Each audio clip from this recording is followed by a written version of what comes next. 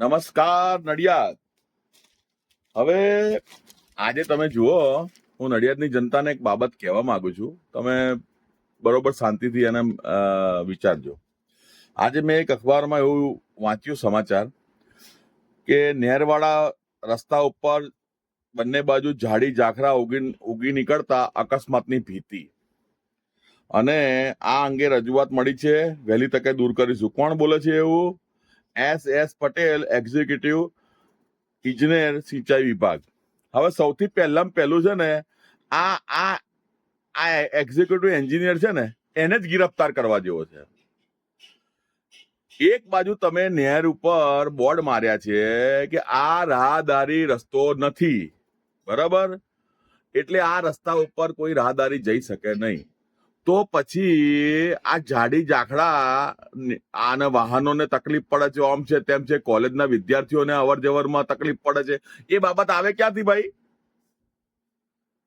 તમે ત્યાં લખ્યું છે, બોર્ડ જ માર્યું છે કે રાહદારી રસ્તો નથી, તો તમે પાછા આવો સ્ટેટમેન્ટ કેમ આપો છો કે અમે જોઈને અમે રજૂઆત મળી છે, વહેલી તકે દૂર કરીશું? તમે પોતે જ લોકોને જાનનો જોખમમાં મૂકો છો. તમે સિંચાઈ વિભાગના અધિકારી છો અને તમે પોતે જ લોકોને જાનનું જોખમ કરો છો. નહેરની બાજુનો સર્વિસ રોડ છે, એ રાહદારી રસ્તો હોતો નથી. નડિયાદની જનતા સમજી લેજો એ વાત.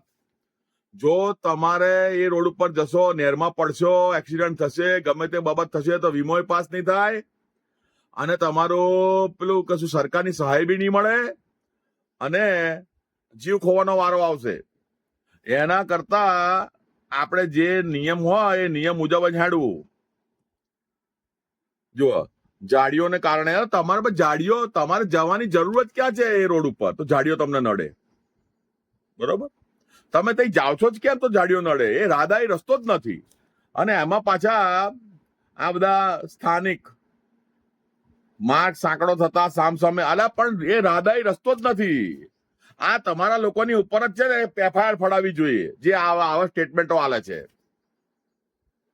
હું તો કાયદેસર ફરિયાદ નોંધાવવાનો છું. આવા જે ખોટા સ્ટેટમેન્ટો આપી અને જનતાને ગેરમાર્ગે દોરે છે ને, અને માનનીય કલેક્ટર શ્રી, માનનીય SDM શ્રી, માનનીય RAC શ્રી અને આ માનનીય સિંચાઈ વિભાગના અધિકારી શ્રી અને ગુજરાત રાજ્યના મુખ્યમંત્રી શ્રી, આપને નમ્ર વિનંતી કે આવા ફેક સ્ટેટમેન્ટ આપનારા અધિકારીઓ અને આ રીતે જનતાને ગેરમાર્ગે દોરવાના સ્ટેટમેન્ટ અને આ રીતની જે વાત છે કે ઝાડી ઝાખરા દૂર કરીને તમે જનતા આવી જઈ શકે, પણ એ રાહદારી રસ્તો જ નથી, તો જનતા કઈ રીતે અવર જવર કરી શકે? એ બાબતનો કોઈ જવાબ આપશો? અથવા તો ત્યાંથી બોર્ડ હટાવી દો કે આ રાહદારી રસ્તો નથી, એવું લખી દો ત્યાં કે આ રસ્તો જ છે, બરોબર? દરેક માણસ જઈ શકે છે. સ્કૂલની વાનો પણ જાય છે. બોલો, આ રાહદારી રસ્તો નથી ચોય. સ્કૂલની વાન છે, બાળકો સાથે નહેરમાં ખાપતે તો શું કરવાનું તમારે? કોણ જવાબદાર? પછી એ વખતે બધા રો કકડ કરશે, આ અમારો આમ થઈ ગયું, તેમ થઈ ગયું, ફલાણું થઈ ગયું, બરોબર? એટલે આ બાબતે યોગ્ય કાર્યવાહી થાય તેવી પ્રશાસનના જે તે લાગતા વળગતા વિભાગને વિનંતી, બરાબર? નહીં તો હું તો આ ફરિયાદ કરવાનો જ છું આ કાર્યપાલક ઇજનેરની વિરુદ્ધમાં. જો એમણે આ રીતનું સ્ટેટમેન્ટ આપ્યું હશે, આમાં તો છપાયું છે, લખીને આવ્યું છે કે અમે અવર જવર કરી શકે અને એ બધું ધ્યાન રાખીશું. અરે પણ એ રાહદારી રસ્તો જ નથી, તો બટાકામાં અવર જવર કરી શકે યાર? GPSC પાસ કરીને આવડે મોટા અધિકારી બની જાવ છો, તમને એટલું સામાન્ય જ્ઞાન નથી કે જે રાહદારી રસ્તો હોય નહીં તો એની ઉપર બીજા કોઈ માણસ પ્રવેશ કરી શકે નહીં, એમના સિંચાઈ વિભાગના અધિકારીઓ સિવાય. જય હિન્દ, જય ભારત.